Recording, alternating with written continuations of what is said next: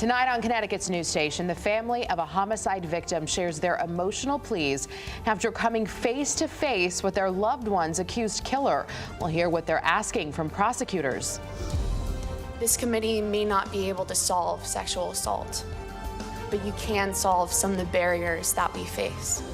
Survivors of sexual assault and harassment on Capitol Hill. The emotional testimony they're sharing after a report shows the Coast Guard Academy mishandled dozens of cases. Plus, tensions are running high for tenants in the capital city who say they're forced to live in poor conditions.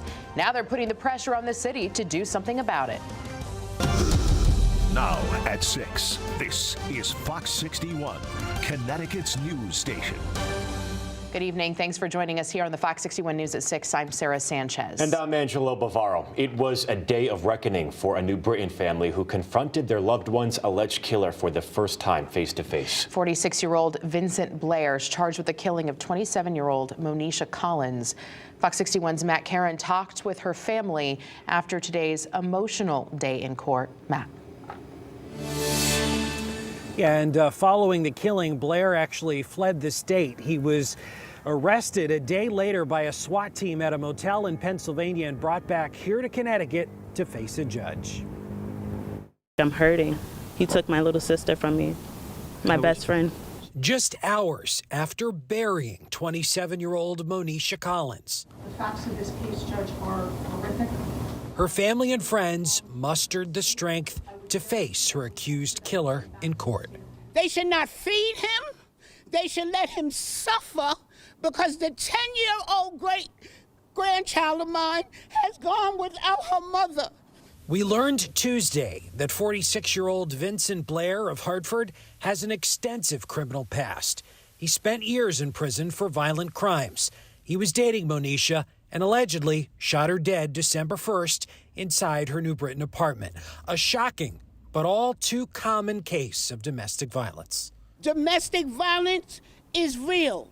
And unless we start showing that we don't give them no consideration, we're going to be the ones losing our daughters by gunshots. Police say Blair pulled the trigger after Monisha's 10-year-old daughter left for school. The daughter came home at 4 p.m. and found her mother dead. She just misses her mom. I mean, she's a strong little girl and she's doing the best that she can, but her mother was taken from her. And she, in a tragic, horrible way, and she had to see it. She was the first one to see it. Monisha, remembered in her obituary as sassy but sweet, strong yet gentle, showing love in an extraordinary way. She recently learned she was pregnant with Blair's child. I think they should give him double homicide. I don't know where they're going with one, because those were two people. Following an emotional arraignment, the family hugged and prayed. God, we give you honor, glory, and praise, even in the midst of, in Jesus' name, amen. Knowing their lives are forever altered. Yeah, this is news, but no, this is my life. I'm living it every single day. I have to live with knowing that a monster took my sister away from me and my family and her daughter, and our life is forever changed by that. A 13-page warrant detailed how police used location data from Blair's cell phone to track him to Pennsylvania, where he was arrested, and according to the warrant, confessed, telling police he was responsible for whatever they had him in there for. Blair was ordered held on $5 million bond, but the judge also said that he had to pay 75% of that in cash if he wants to get out. He's going to be back in court on January 3rd. Monisha's family told me they're going to keep her memory alive and are encouraging all other victims of domestic violence to speak out and save a life. Reporting in New Britain in front of the Superior Court, Matt Karen, Fox 61, Connecticut's news station.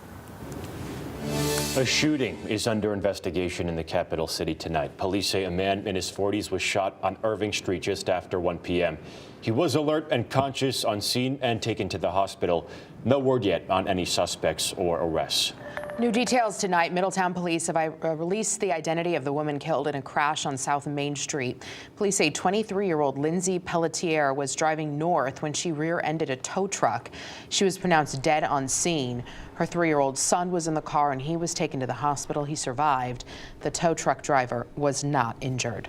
The owner of an Ansonia martial arts studio is facing sexual assault charges. Police say Yulton Diaz, the owner of Casa of Jiu-Jitsu, sexually assaulted a 14-year-old girl.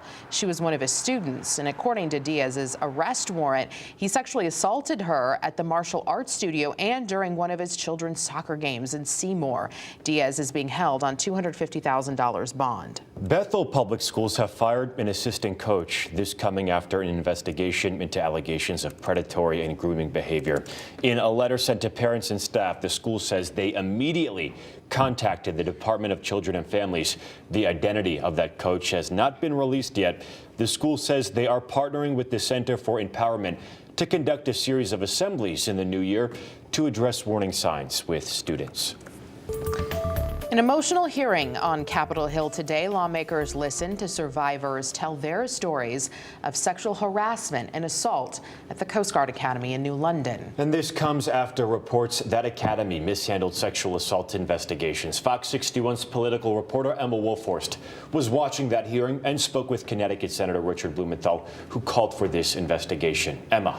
Angelo, Sarah, Senator Blumenthal, who chairs this committee, and ranking member Republican Senator Ron Johnson called today's testimony some of the most powerful they've ever heard. I was in fear because he was my next door neighbor. First Class Cadet Kira Holmstrup is a senior at the U.S. Coast Guard Academy. She was sexually assaulted during her second week there by a fellow classmate. What I thought was an innocent ice cream date on campus turned into a sexual assault that has haunted me ever since. We are always told that you just have to say no. But no to him was an invitation to try again. Holmstrup was one of 5 women who spoke Tuesday at the Senate's Permanent Subcommittee on Investigations hearing. Over the course of 3 days, he repeatedly raped me in that room. When I returned to the academy, I told no one. I feared that if I reported this incident, I would be the one to face discipline. I was assaulted, I was groped in a room with 30 of my peers, and they watched and they laughed. This hearing is the first step in one of multiple congressional investigations now underway after reports the Coast Guard Academy failed to disclose the results of an internal probe into sexual misconduct called Operation Fouled Anchor. It is an abject failure of integrity that senior leaders have concealed, condoned, and otherwise enabled this behavior to thrive. Fouled Anchor found dozens of sexual assault cases at the academy were mishandled from 1988 to 2006. Tuesday, survivors described an environment of harassment, retaliation, and fear. My main perpetrator is currently a lieutenant commander in the Coast Guard. He is thriving in a career that I had hoped for. This committee may not be able to solve sexual assault, but you can solve some of the barriers that we face. And the Coast Guard did admit these failings in an accountability and transparency review report released last week. But lawmakers and some survivors say that didn't go far enough. They want to see what they call real accountability. Senator Blumenthal says there will be more hearings, and if Coast Guard leadership does not comply with this investigation, he will issue subpoenas. Angelo, Sarah. All right. Thank you, Emma. Really hard to listen to.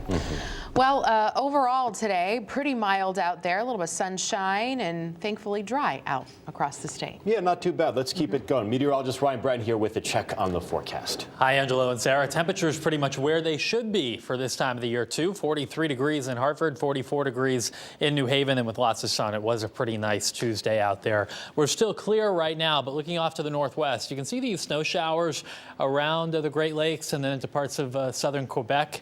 This is with some colder air, which is going to be moving south over these next couple of days, especially Thursday. That's going to be the coolest day of this upcoming week. Before tomorrow, we'll start out with temperatures around freezing at 6 in the morning. A clear, chilly morning, sunshine giving way to some partial cloudiness during the afternoon. High temperatures getting into the low 40s, and there could actually be a couple of flurries around tomorrow evening, especially in northern and northwestern Connecticut.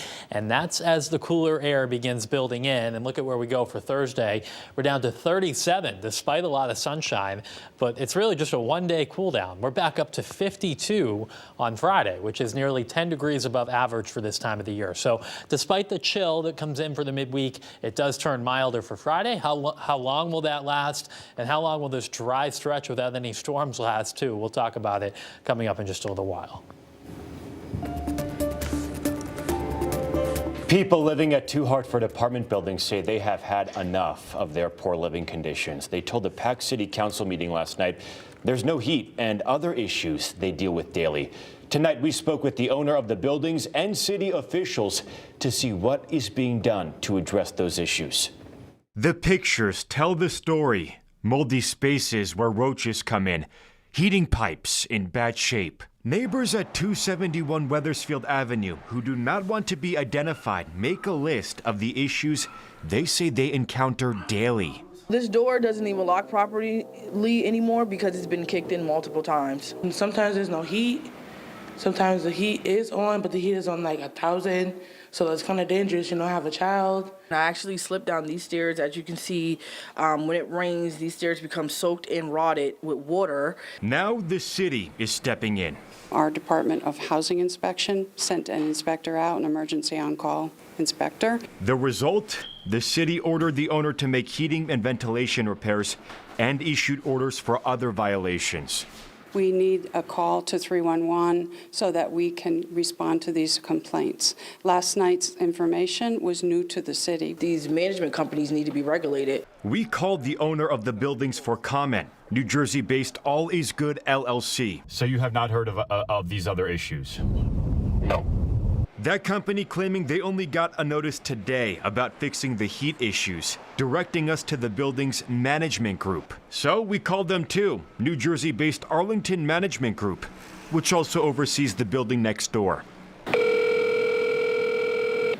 No answer. This is just passive income for them. They definitely just want to rake in on the money. Kind of been like the same thing that goes on in Hartford, Connecticut, honestly. When it comes to the housing, it's kind of like the same thing. Some lords, they don't think about their tenants. They don't make sure we're okay. Now, some neighbors did tell us they've had runaround experiences with that 311 number. At that meeting last night, the city council president told attendees to also reach out to their council members if they have trouble with that 311 number.